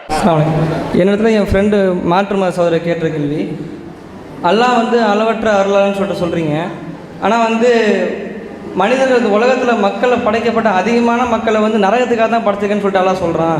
அளவற்ற அதில் வந்து ஏன் நரகத்துக்கு அதிகமாக மக்களை படைக்கணும்னு சொல்லிட்டு கேட்குறாரு, அதுக்கு பதில் சொல்லுங்கள். அதாவது இது முஸ்லீம் அல்லாத சகோதரர் அவர்கிட்ட கேட்ட கேள்வியா. அதில் என்ன கேட்குறாருன்னா, இறைவன் அளவற்ற அருளாளன் அப்படின்னு சொல்லப்பட்டிருக்கிறது, ஆனால் அதிகமானவர்கள் நரகம் செல்வார்கள், அந்த அடிப்படையில் தான் படைக்கப்பட்டிருக்கிறார்கள்னு இறைவன் சொல்கிறானே. குர்ஆனில் அப்படி தான் இருக்கிறது, அதிகமான மனிதர்கள் நரகம் செல்வார்கள் இருக்கிறது. அப்போ இது முரண்பாடாக இருக்குன்னு கேட்குறாங்க. இதில் முரண்பாட்டுக்கு ஒன்றும் வேலை கிடையாது. மனுஷன் செய்யக்கூடிய காரியங்களை வைத்து தான் அவன் நரகம் செல்வானா சொர்க்கம் செல்வானா என்று தீர்மானிக்கப்படுகிறது. அதிகமானவர்கள் தவறு செய்யக்கூடியவர்களாக இருக்கிற பொழுது நரகத்துக்கு போவாங்க தானே சொல்ல முடியும். உலக நடப்பில் பாருங்களேன், நீங்கள் நிறைய பேர் நல்லவங்க இருக்கிறாங்களா, கெட்டது செய்யக்கூடியவங்க இருக்கிறாங்களா? ஏமாத்துறவங்க, மோசடி செய்கிறவங்க, இறைவனுடைய சட்டத்திட்டங்களுக்கு மாறு செய்யக்கூடியவங்க, இந்த மாதிரியான ஆபாசங்களில் ஈடுபடக்கூடியவங்க நிறைய பேர் அப்படி தான் இருக்கிறாங்க. நல்லவர்களுடைய எண்ணிக்கை நாளுக்கு நாளாக அரிதாகி கொண்டே இருக்கிறது. எந்த அளவுக்கு அரிதாகிக்கிட்டு இருக்குது, ஊருக்குள்ளே யாராவது நாணயஸ்தன் இருந்தால் பேர் சொல்லி சொல்கிற அளவுக்கு அவர் ரொம்ப நாணயமானவர்ப்பா. ஒரு காலத்தில் எல்லாருமே நாணயமானவர்களாக இருந்தாங்க, இப்போ நாணயமானவர்களை தேடி பிடிக்கிற அளவுக்கு நிலைமை மாறி இருக்குன்னு சொன்னால், ஊருக்குள்ளே நிறைய பேர் உலகத்தில் கெட்டவர்கள் இருக்கும் பொழுது அதிகமானவர்கள் கெட்டவருக்கு போவார்கள்னு சொல்கிறதுல அது ஒன்றும் முக்காலம் அறிந்தவன் தானே இறைவன். அவன் செய்ய போகிறது தெரிஞ்சிருக்கிறதுனால இதுதான் ரிசல்ட்டு. செய்கிறவன் பூரா அப்படி தான் செஞ்சுக்கிட்டு இருக்கான், அதனால் அவன் நரகத்துக்குரியவனாக இருக்கிறான் என்ற அடிப்படையில் சொல்லப்பட்டிருக்கிறது. இதை தாண்டி இதனை ஒட்டி இன்னொரு கேள்வியும் வரும், அது விதி சம்பந்தப்பட்ட கேள்வி. அது என்ன கேள்வி வரும் அப்படின்னா, பொதுவாக இறைவன் தானே அனைத்தையும் படைக்கிறான். ஒருவன் நல்லவனாக இருப்பதும் ஒருவன் கெட்டவனாக இருப்பதும் அனைத்துமே இறைவனுடைய ஏற்பாடு தானே. அவனன்றி அணுவும் அசையாதுங்கிறோம்ல. அப்போ அவனே ஒருவனை படைத்து அவனே கெட்டதை செய்ய வைத்து அவனே நரகத்தில் ஏன் தள்ள வேண்டும்? அவனே ஒருத்தனை படைச்சு அவனே நல்லதை செய்ய வைத்து அவனே ஏன் சொர்க்கத்தில் கொண்டு போய் சேர்க்கணும்? அப்படி சேர்க்கிறதா இருந்தால் எல்லாரையும் ஒரே மாதிரி கொண்டு போய் சொர்க்கத்தில் சேர்த்துட வேண்டியதானே என்றொரு கேள்வி இதனை ஒட்டி எழும். இதை பொறுத்தவரை இஸ்லாமிய மார்க்கத்தில் விதி சம்பந்தப்பட்ட அம்சங்களை விவாதிப்பதற்கு நபிகள் நாயகம் தடை விதித்திருக்கிறார்கள். வேற எதை பற்றி வேணாலும் பேசுங்க, குர்ஆனில் சொல்லப்பட்ட ஒவ்வொரு வார்த்தைகளையும் அக்கு வேற ஆணி வேற விவாதம் பண்ணுங்க, அதை சரி தவறு என்று சொல்லி டிஸ்கஸ் பண்ணுங்க.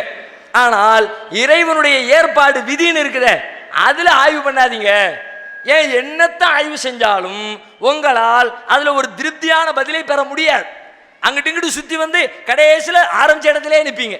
என்னத்தை தான் இருந்தாலும் கடவுளே செஞ்சுட்டு கடவுளே தண்டிக்கிறதா நிற்போம்.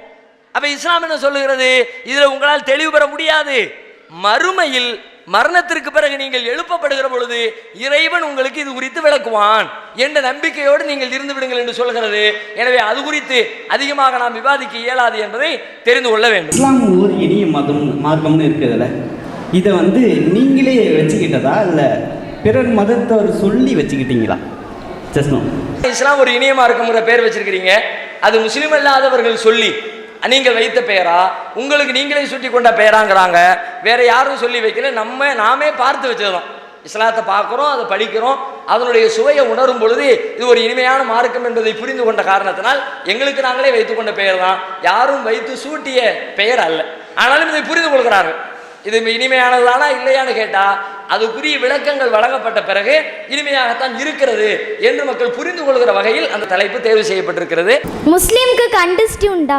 சகோதரி ஆர்த்தி திரும்ப ஒரு கேள்வி கேட்குறாங்க, கந்திஷ்டி உண்டா அப்படின்னு கேட்குறாங்க. சூனியத்துக்கு என்ன பதில் சொன்னனோ அதே பதில் தான் கந்திஷ்டிக்கும். யதார்த்தமாக பாருங்களேன், கந்திருஷ்டினா என்ன? நல்ல பெருசாக பிரம்மாண்டமாக அழகா சூப்பராக இருக்கிற ஒன்றை பார்த்து ஒருத்தர் ஆணு வாயை பழந்து அப்பா என்னம்மா செஞ்சுருக்கான் அப்படின்ட்டுனா உடனே அது டேமேஜ் ஆயிரும். ஒரு அழகான கொழுகொழுன்னு ஒரு புள்ள இருக்குது, அந்த பிள்ளையை பார்த்து ரொம்ப ரசித்து கொஞ்சிற மாதிரி யாராவது வியந்து பார்த்துட்டாங்கன்னா அந்த பிள்ளைக்கு ஏதாவது நோய் நொடி வந்துடும். அப்படி தானே நம்ம நம்புகிறோம். இதை பற்றி நம்பும்போது கந்திருஷ்டிங்கிறது இந்த பின்னணியில் தான் நம்பப்படுகிறது. உண்மையில் நடப்பில் அப்படி இருக்குதா? நீங்கள் யோசிச்சு பாருங்கள், நடப்பு யதார்த்தத்தில் நேர் எதிர்மறையாக இருக்குது. எவ்வளவோ அழகான பிள்ளைங்களை பார்த்து பலரும் கொஞ்சத்தான் செய்கிறாங்க. பிள்ளைங்க நல்லா தான் இருக்கிறாங்க, பெரிய பெரிய கட்டடங்களை கட்டி வச்சுருக்கிறாங்க. இப்போ நம்ம நாடுகள்லேயும் பெரிய கட்டடம்லாம் வந்துருச்சு. வெளிநாடுகளுக்கெல்லாம் போய் பாருங்கள், அமெரிக்கா ஜப்பான் மாதிரியான நாடுகளுக்கு போங்க, எங்கே பார்த்தாலும் அப்படி கண்ணாடி இலைகளால் செதுக்கி வச்சுருக்கான். நம்ம ஆள் போன உடனே அரை மணி நேரம் வாயை பிளந்துக்கிட்டே நிற்கிறான், எப்படி கட்டியிருக்கான் பாரியா அப்படின்னு. கட்டடம் இடிஞ்சு உள்ள நம்ம விழுந்துருக்கா? நல்ல பாடி பில்டப்போ ஜிம்முக்கெல்லாம் போய் பாருங்கள், ஜிம்மில் எல்லாம் உடற்பயிற்சி செய்யக்கூடிய இடங்கள் இருக்கும்ல, அங்கெல்லாம் பார்த்தீங்கன்னா நல்ல உடற் கட்டுமஸ்தான ஆட்களுடைய ஃபோட்டோக்களை வச்சுருப்பாங்க. அதை பார்த்துக்கிட்டே இவன் செய்வான், தம்பல்ஸ் அப்படியே தூக்குவான், அவனை மாதிரியே நம்மளுக்கு வந்துடும்டா அப்படின்னு சொல்லிவிட்டு திரும்ப திரும்ப அதை பார்த்து பார்த்து வெறியேறி போய் நிற்பான். இப்போ என்ன ஆகணும்? சம்மந்தப்பட்டவனுக்கு நோய் நொடி வரணும்ல. எத்தனை பேர் நோயில் விழுந்திருக்கான்? உலகானமே. கண்ணுக்கு முன்னாடி பார்க்கிறோம், எல்லா நல்லவைகளையும் ரசிக்கிறோம். யாரோ ஒருத்தருக்கு நோய் வந்துருச்சுன்னா அதுக்கு கந்திஷ்டின்னு பேர் வச்சுக்கிறோம். அது கந்திருஷ்டினால் வந்ததல்ல, அது நீ பார்த்தாலும் சரி பார்க்காட்டியும் சரி அந்த நேரத்தில் அந்த பிள்ளைக்கு நோய் வரணும்னு இருக்கு, வந்துருக்கு. அதை போய் நீங்கள் இதோட சம்மந்தப்படுத்துறிய?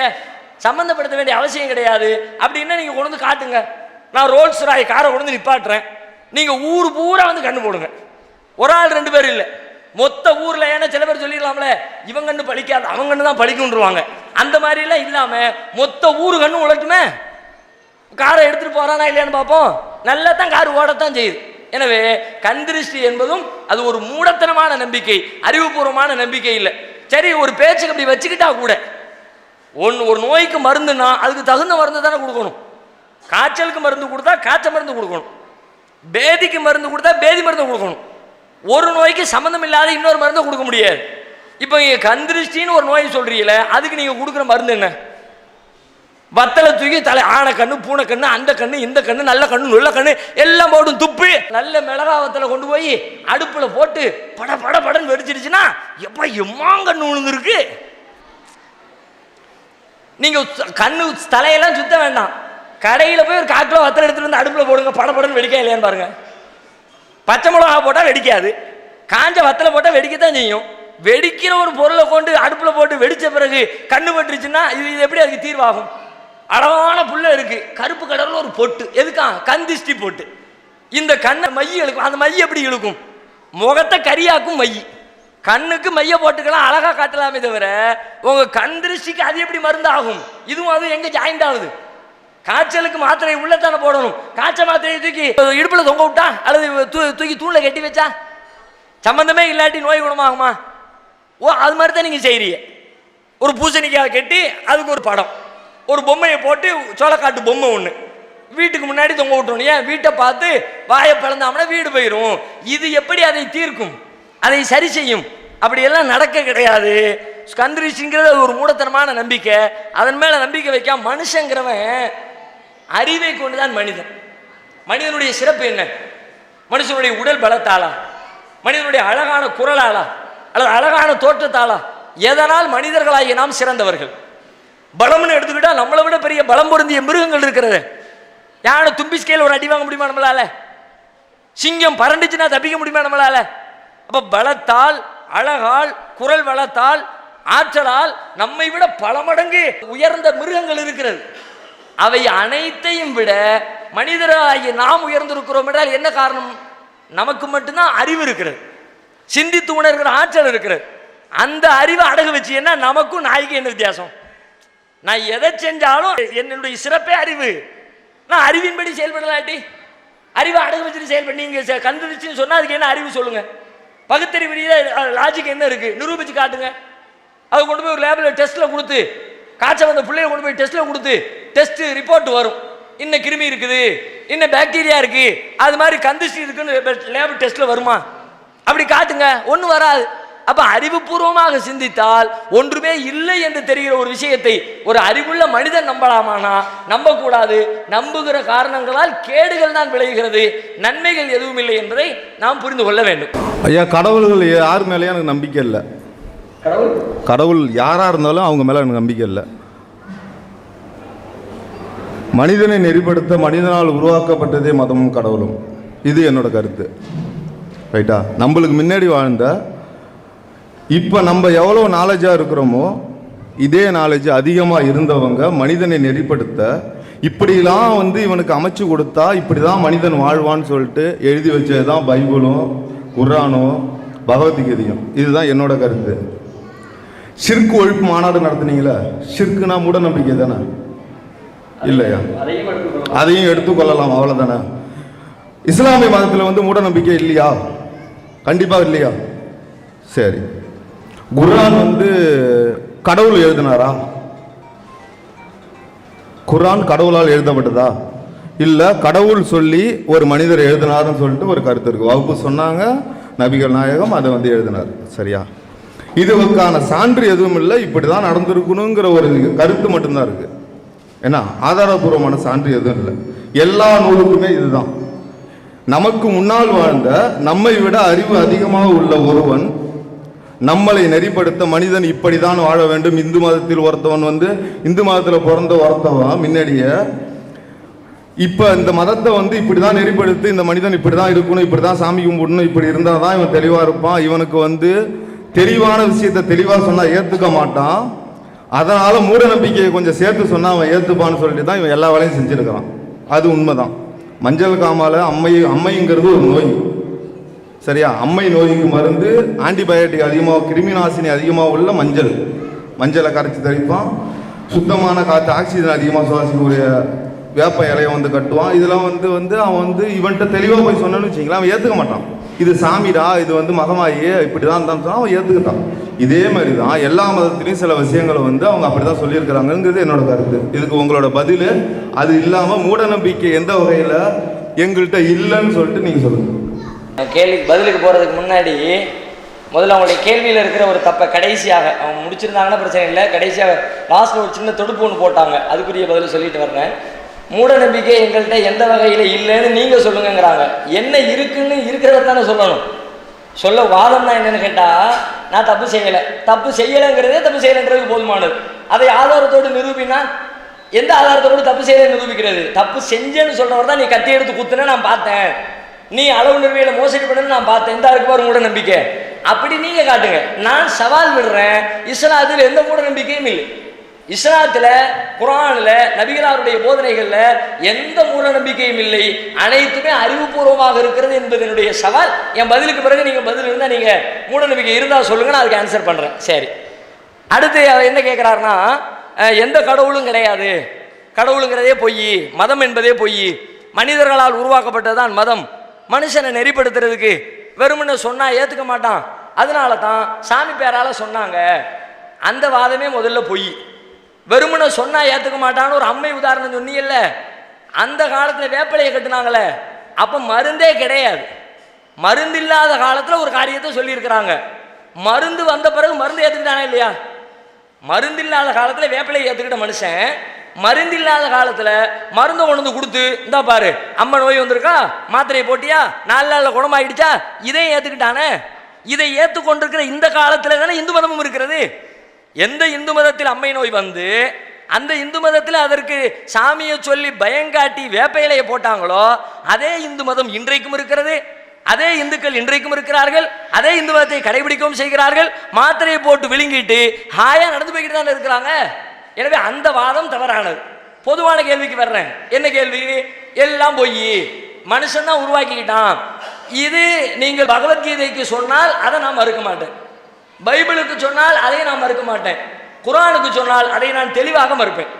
எப்படி மறுப்பேன் அப்படின்னா, ஒரு மனிதனால் ஒன்று வழங்கப்பட்டதென்றால் பரிசீலித்து பார்த்து அதை புரிந்து கொள்ள முடியும். இது மனிதன் வழங்கியதா, மனிதனை விட உயர்வான ஆற்றலும் அறிவும் பொருந்திய கடவுள் வழங்கியதா என்பதை அதை பரிசீலனைக்கு உட்படுத்தினாலே தெரியும். சாதாரண எந்த பொருளையுமே அந்த பொருளுடைய தயாரிப்பை சிந்தித்தாலே தயாரித்தவனுடைய அறிவு, அவனுடைய சிந்தனை, அவனுடைய ஆற்றல், பொருளை வச்சே கண்டுபிடிக்கலாம். ஒரு செல்போன் இருக்கிறது, உயர்தரமான செல்போன் ஒன்று இருக்குன்னா அதை சிந்திச்சு பார்த்தாலே தெரியும், என்னம்மா தயார் பண்ணியிருக்காயா. 1ஆம் கிளாஸ் கூட படிக்காத, ஒன்றுக்கும் 2க்கும் கணக்கு தெரியாத, அறிவுன்னா அவனுடைய ஏடு கூட அறிந்து பார்க்காத, கடைந்தெடுத்த ஒரு முட்டாள் தயாரித்த பொருள்னு ஒரு செல்போனை பார்த்து சொல்லுவானா ஒருத்தன். நல்ல பயங்கரமான பிரில்லியன்ட் தான் போல இருக்கு. அதை வச்சு இதை பண்ணியிருக்கான், இதை வச்சு அதை பண்ணியிருக்கான், ஒரு பொருளுக்குள்ள 1008 மீட்டர் நுழைச்சிருக்கிறான். அதையெல்லாம் வச்சு பார்க்கும்போது இதை தயாரித்தவன் ஒரு பெரிய அறிவாளின்னு சொல்லுவோமே. அதே மாதிரி நீங்கள் குர்ஆனை ஆய்வுக்கு உட்படுத்துங்கள். ஆய்வுக்கு உட்படுத்தி விட்டு நீங்கள் பார்த்தால் இது மனிதன் எழுதியதா கடவுள் தந்ததான்னு உங்களாலே நீங்கள் முடிவுக்கு வர முடியும். எப்படி வர முடியும்? ஒரு மனிதன் எழுதியிருந்தார், எந்த மனிதன் மனிதன் எழுதிய புத்தகமாக இருந்தாலும் முரண்பாடுகள் இல்லாமல் ஒரு மனிதனால் எழுதவோ பேசவோ முடியவே முடியாது. ஒரு மனிதனுடைய மொத்த வாழ்க்கையில் அவன் என்னவெல்லாம் பேசினான்னு தொகுங்க, என்னவெல்லாம் எழுதினாலும் தொகுங்க, ரெண்டையும் தொகுத்து கொண்டு வந்து தாங்க. ஆரம்பத்தில் சரி என்றதை 10 வருஷத்துக்கு பிறகு தப்புன்னு இருப்பான், ஆரம்பத்தில் தப்புன்னு சொன்னதை 5 வருஷத்துக்கு பிறகு சரின்னு இருப்பான். இப்படி மாற்றாத எந்த செய்தியும் மனுஷனால் சொல்ல முடியாது. ஏன்? மனுஷனுடைய அறிவு பட்டு அறிவு, பட்டு பட்டு தான் திருந்துவான். முதல்ல சரின்னு நினைப்பான், பிறகு தப்பு நினைப்பான். முதல்ல ஒரு பொருளை வாங்கி நல்லா இருக்குன்னு பயன்படுத்துவான், பயன்படுத்தின பிறகு தான் தெரியும் இந்த பொருளை வாங்கிடக்கூடாதுப்பா, இது டேமேஜாக இருக்குது, அதுக்கப்புறம் தெரியும். முதல்ல 2 வருஷத்துக்கு முன்னாடி சரி கண்டதை 2 வருஷத்துக்கு பிறகு தப்புமா, அப்போ முரண்பாடு வந்துடும். இறைவனுடைய வேதத்தில் அது மாதிரி ஒரு முரண்பாடை காட்டுங்க. முரண்பாடு இருந்தால் மனிதன் எழுதியது 2 பொருள், அதில் ஒரு முரண்பாடு கூட இல்லை. எந்த மனிதனாலும் எவ்வளவு பெரிய அறிவாளியாலும் ஒட்டுமொத்த உலகமே சேர்ந்தாலும் முரண்பாடு இல்லாமல் பேசவே முடியாது. இது ஆணித்தரமான வாதம். நம்முடைய இந்திய அரசியல் சாசன சட்டத்தை எடுத்துக்கோங்க, எத்தனை வருஷம் எழுதுனாங்க, எத்தனை பேர் எழுதுனாங்க, எப்படிப்பட்ட அறிவாளிகள் எழுதுனாங்க. நாடு சுதந்திரம் அடைகிறதுக்கு முன்னாடியே பிரிட்டிஷ்காரன் கொண்டு வந்து வச்ச புக்கு ஒன்று, அதை எடுத்து வச்சுக்கிட்டாங்க. ஜெர்மனியுடைய அரசியல் சட்டம், இங்கிலாந்துடைய அரசியல் சட்டம், அமெரிக்காவுடைய அரசியல் சட்டம் எல்லாத்தையும் கொண்டு வந்து தொகுத்து 47, 48, 49, 50 கிட்டத்தட்ட 4 ஆண்டுகள் ஒரு மிகப்பெரிய அறிஞர் குழு ஆய்வு செய்து அம்பேத்கருடைய தலைமையில் 1950 தான் இந்தியாவை குடியரசு என்று அறிவித்தார்கள். அப்போ தானே நாட்டுக்கு அரசியல் சாசனம் வருது. அது வரைக்கும் அரசியல் சாசனம் கிடையாது. அப்போ அவ்வளவு பெரிய அறிஞர் கூட்டம் இத்தனை ஆய்வு செய்து இத்தனை நாடுகளுடைய புத்தகங்களை கரைத்து குடித்து எழுதப்பட்ட புத்தகத்தில் இந்த 50-60 வருஷத்துக்குள்ளாக 200 திருத்தங்கள். அவங்க அது தப்பு, இதை இப்படி தப்பு பண்ணணும், இதை சரி பண்ணணும், இதை நீக்கணும், இதை சேர்க்கணும். காஷ்மீருடைய 370வது சட்டப்பிரிவு இருக்க வேண்டுமா கூடாதா, இன்னைக்கு வரைக்கும் விவாதம் நடக்குது. ஒவ்வொரு பிரச்சனையும் நடக்கிறது. பல விஷயங்கள் அதில் இல்லை. குடும்ப வன்முறை தடுப்பு சட்டம்னு ஒரு 4 வருஷத்துக்கு முன்னாடி கொண்டு வந்தான். ஏன் கொண்டு வந்தான்? அதில் இல்லை. தகவல் அறியும் உரிமை சட்டம்னு ஒரு 8 வருஷத்துக்கு முன்னாடி கொண்டு வந்தாங்க. ஏன் கொண்டு வந்தாங்க? அதில் இல்லை. ஏன்? மனுஷனா இருந்தா பாதி எழுதுவான், பாதி எழுத மாட்டான், அவன் அறிவு அவ்வளோதான். கடவுளாக இருந்தால் எல்லாம் எழுதுவார், அவருக்கு எதுவும் மறக்காது. எதையும் மறக்காதவன் கடவுள் மட்டுமே. இந்த மாதிரி ஒரு புத்தகத்தை கொண்டு வாங்க. மனித வாழ்க்கைக்கு தேவைப்படுகிற எல்லாம் சொல்லப்பட்டிருக்கிறது. எந்த அறிவுரையும் குறைந்தபட்சம் இதை செய் இதை செய்யாதே என்ற இலக்கணம் இல்லாமல் வாழ்க்கையின் எந்த அம்சங்களும் இல்லை. அப்படி குர்ஆன் முழுக்க முழுக்க பேசுகிறது. இப்படி ஒரு புத்தகத்தை கொண்டு வாங்க. மனுஷன் எழுதி முகம்மதுங்கிற ஒரு மனுஷனால ஒரு குர்ஆன் எழுத முடியும்னா அவரை மாதிரி லட்ச அறிவாரி ஊர்ல இருப்பாங்களா, எல்லாரும் சேர்ந்து எழுதுங்களேன். குர்ஆன் அப்படியே சவால் விடுகிறது. என்ன சவால் தெரியுமா? ஒயின் குன்தும் ஃபீ ரைபிம் நஸல்னா அலா அப்தினா, நம்முடைய அடியாருக்கு நாம் வழங்கிய இந்த வேதத்தில் உங்களுக்கு சந்தேகம் இருந்தால் ஃபஅது பி சூரத்தின் மின் மிஸ்லிஹி, குர்ஆன்ல உள்ள அரபி வாசகம், அதை சொல்லி சொல்றேன் நான். என்ன பொருள்? இதில் இருப்பதை போல ஒரே ஒரு அதிகாரத்தை கொண்டு வாருங்கள் பார்க்கலாம். தேவைப்பட்டால் உலகம் முழுவதையும் உங்களுக்கு உதவிக்கு எடுத்துக்கொள்ளுங்கள். மொத்த உலகமும் சேர்ந்து இதில் இருக்க மாதிரி ஒரு அத்தியாயத்தை கொண்டு வா. முரண்பாடு இல்லாமல், கற்பனைகள் இல்லாமல், மிகைப்படுத்தல் இல்லாமல், நடைமுறை சாத்தியமற்ற சட்டங்கள் எதுவும் இல்லாமல், எளிமை கலந்த வகையில், அனைத்துக்கும் தீர்வு சொல்லுகிற வகையில், முரண்பாடுகள் எதுவும் கலப்படம் இல்லாத வகையில் ஒன்னே நீ கொண்டு வா பார்க்கலாம்னு 14 நூற்றாண்டுகளாக இந்த சவால் உலகத்தின் முன்னால் வைக்கப்பட்டிருக்கிறது. இத்தனை வருஷம் யார் ஏத்தா யார் ஏக்கலங்கிறத விட்டுருவோம். அருமை சகோதரர், நீங்க ஏத்துக்குங்க. உங்களுக்கும் பெரிய அறிவாளிகள் வட்டம் இருக்கும். எத்தனையோ கம்யூனிஸ்ட் சிந்தாந்தவாதிகள், பகுத்தறிவு சிந்தனையுடையவர்கள், நாத்திக கருத்துடையவர்கள், இந்த மாதிரி உங்கள் கருத்தின் அடிப்படையில் கடவுளை மறுக்கிறவர்கள், கடவுளை கற்பித்தவன் முட்டாள், பின்பற்றுகிறவன் காட்டுமிராண்டி என்று சித்தாந்தத்தை உடையவர்கள் எத்தனை பேர் இருக்கிறீங்க? எல்லாரும் சேருங்க. ரஷ்யால இருந்து சீனால இருந்து அனைத்து கம்யூனிஸ்ட் நாடுகளும் சேருங்க. சேர்ந்துக்கிட்டு ஒரு அதிகாரத்தை கொண்டு வாங்கன்னு ஒரு சவாலை முன் வச்சிருக்குற, நீங்க ஏத்துக்கிட்டு பதில் சொல்லுங்க. அப்போ அதை சிந்தித்து பார்த்தாலே விளங்க முடியும் இது மனித வார்த்தை இல்லைன்னு. ரெண்டாவது கூடுதல் ஒரு ஆதாரம் சொல்றேன். கூடுதலா என்ன? இன்னைக்கு காலம் நவீன காலம், அறிவியல் கண்டுபிடிப்புகள் எல்லாம் வான் நோக்கி வளர்ந்து கொண்டிருக்கிற ஒரு காலம். இந்த காலகட்டத்தில் எதை பார்த்தாலும் மனுஷன் அறிவியல் கண்ணோட்டத்தோடு பார்க்கிறான். ஒரு 1000 வருஷத்துக்கு முன்னாடி இவ்வளவு தூரம் அறிவியல் டெக்னாலஜி வளரலை. இன்றைக்கு கண்டுபிடிக்கப்பட்ட அறிவியல் பூர்வமான உண்மைகள் 14 நூற்றாண்டுகளுக்கு முன்னால் வழங்கப்பட்ட குர்ஆனிலே அப்படியே துல்லியமாக சொல்லப்பட்டிருக்கிறது. மிகைப்படுத்தாம கூடுதல் குறைவில்லாம நான் சொல்றேன். உதாரணத்துக்கு ஒன்று சொல்றேன். 2 கடல்கள் சங்கமிக்கிற இடம் நாட்டில் எத்தனை இடம் இருக்குது? கன்னியாகுமரி போனீங்கன்னா 3 கடல் சேரும். வங்காள விரிகுடா சேரும், இந்திய பெருங்கடல் சேரும், அரபிக்கடல் சேரும். 3மே சேர்ற இடம் கன்னியாகுமரி. இப்படி நாட்டில் பல பகுதிகளில் கடல்கள் சேருகிறது. குர்ஆன் சொல்லுது 2 கடல் ஒன்னோட ஒன்று சேருதில்ல, அப்படி சேரும் பொழுது 2க்கும் இடையிலே கண்ணுக்கு புலப்படாத திரை ஒன்று இருக்கிறது. ஒன்றை ஒன்று கடந்து விடுவதில்லை. அந்த நடு கடல்ல போய் நின்னா இந்த பக்கம் தண்ணி அள்ளி குடிச்சா அதனுடைய நிறை, அதனுடைய உப்பு, அதனுடைய டென்சிட்டி, அதனுடைய அடர்த்தி இதுல இருந்து அப்படியே மாறுபடும். தண்ணியில தான் நிற்பீங்க, உங்க கண்ணுக்கு ஒன்றும் தெரியாது. ஆனா இந்த தண்ணி இங்க இப்படி நிற்கும், அந்த தண்ணி இங்க நிற்கும், ரெண்டும் ஒட்டிக்கிட்டு நிற்கும். இது அங்க போகாது, அது இங்க வராது. இப்படி குர்ஆன்ல ஒரு செய்தி தெளிவாக சொல்லப்பட்டிருக்கிறது. 14 நூற்றாண்டுக்கு முன்னாடி இந்த செய்தி உலகத்துக்கு எப்படி தெரியும்? யாரு சொன்னா? எவ்வளவு பெரிய அறிவாளியா இருந்தா அன்னைக்கு சொல்ல முடியுமா? இதை கண்டுபிடிச்சு 50 வருஷம் தானே ஆச்சு. நபிகள் நாயகம் எப்படி சொன்னாரு? அவரா சொல்லி இருந்தா சொல்ல முடியாது. இந்த கடலை படைத்தவன் எவனோ, கடலுக்கு இடையிலே திரையை உண்டாக்கியவன் எவனோ, அவன் சொன்னால் இதை சொல்லி இருக்க முடியும். இப்ப சிந்திக்கும் போது இது மனுஷ வார்த்தை இல்லை, கடவுள் வார்த்தைன்னு புரிஞ்சுக்கலாம். அதே போல மனுஷனை அடிக்கிறோம், அடிச்சா வலிக்குது. நெருப்பை பற்ற வைக்கிறோம், பற்ற வச்சா வலிக்குது. ஊசியை வச்சு குத்துறோம், குத்துனா வலிக்குது. உடம்புல இருக்கிற மேல் தோல் இருக்கு பார்த்தீங்களா, தோலை பூரா உரிச்சு எடுத்துட்டு உடம்புக்கு மேலே அடிங்க, வலிக்கும். ஊசியை வச்சு குத்துங்க, வலிக்கும். ஒரு நெருப்பு பெட்டியை பற்ற வச்சு தீயை வச்சு அவன் மேலே சூடு பண்ணுங்க, வலிக்கவே வலிக்காது. அறிவியல் மருத்துவ விஞ்ஞானம் சொல்லுகிற செய்தி. உடம்புல இருக்க மேல் தோல் இருக்குல்ல, தோலை பூரா உரிச்சு எடுத்துட்டு வெள்ளை வெள்ளைன்னு உடம்பு இருக்குல்ல, அந்த உடம்புல ஊசியை வச்சு குத்துனா வலிக்கும், கம்பை வச்சு அடிச்சா வலிக்கும். நெருப்பை வைத்து சுட்டால் அந்த வலியை அவன் உணர மாட்டான். எதனால? நம்முடைய அந்த நெருப்பினால் ஏற்படக்கூடிய வலியை உணர்கிற செல்கள் தோலுக்கு மேலதான் இருக்கு. அந்த தோலை உரிச்சாச்சுன்னா அந்த செல்லு இல்லாம போயிடுச்சு. அந்த செல்லு இல்லைன்னா நெருப்பினால் ஏற்படுகிற வேதனையை மனுஷன் அறிய முடியாது, விஞ்ஞானம் சொல்லுது. இப்பதான் கண்டுபிடிச்சாங்க சமீபத்தில். குர்ஆன் அன்னைக்கே சொல்கிறது, அப்படியே சொல்கிறது. மனிதனை நெருப்பால் வேதனை செய்கிற பொழுது வேதனையை உணர்வதற்காக அவனது தோலை நாம் மாற்றிக்கொண்டே இருப்போம். வேதனையை உணரணும்னா தோலை மாத்தினா தான் முடியும் அப்படிங்கிற வார்த்தையை எப்படி சொல்ல முடிஞ்சிச்சு? தோலுக்கு கீழே நெருப்பை வச்சு எரிச்சா வலிக்காதுங்கிற தகவல் குர்ஆனில் நபிகள் நாயகத்தில் எப்படி சொல்ல முடிஞ்சிச்சு? பெரிய அறிவாளியா இருந்தாலும் அவங்க காலத்தை தாண்டி எல்லாம் சிந்திக்க முடியாது. வள்ளுவரே இருந்தார், பெரிய அறிவாளி தான். ஆனா அவர் அறிவியல் விஷயத்துல காலத்தை தாண்டி சிந்திச்சாரா? பொய் பேசாத, திருடாத, ஏமாத்தாத, விசாரம் பண்ணாத, இதுல வேணா எல்லா காலத்துக்கும் பொதுவா சொல்லலாம். அறிவியல் என்று வந்து விட்டால் 50 வருஷம் கூட நிக்காது, மாறிடும். கண்டதும் மண்ணும் அலர் மண்ணும் ஒரு நாள் திங்களை பாம்பு கொண்டு திருநாரு வள்ளுவர். என்ன சொன்னாரு? சந்திர கிரகணம் ஏற்படுறதுக்கு காரணம் சொல்லும் பொழுது சிவபெருமானுடைய நெற்றியில பிறை இருக்குது, அவர் கழுத்துல கிடக்கிற பாம்பு அதை விழுங்குது. விழுங்குனா சந்திர கிரகணம், கக்குனா கிரகணம் விளங்கிடுச்சுன்னார். இன்னைக்கு சின்ன பிள்ளை ஏத்துக்குவானா? எல்கேஜி பையன் ஏத்துக்குவானா? யார் தைரியம் இல்லைங்க. அது பூமியை சுத்தி வர்ற ஒரு துணைக்கோள்.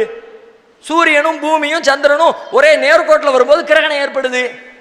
எல்கேஜி பையனுக்கு தெரிஞ்சிருக்கிற பாடம் 2000 வருஷத்துக்கு முந்தைய பெரிய அறிவாளியா. நான் வள்ளுவரை குறை சொல்ல மாட்டேன், பெரிய அறிவு கடல் தான், ஞானிதான். ஆனால் அறிவியல் விஷயத்தில் அவரால் காலம் கடந்து பேச முடிஞ்சுச்சா?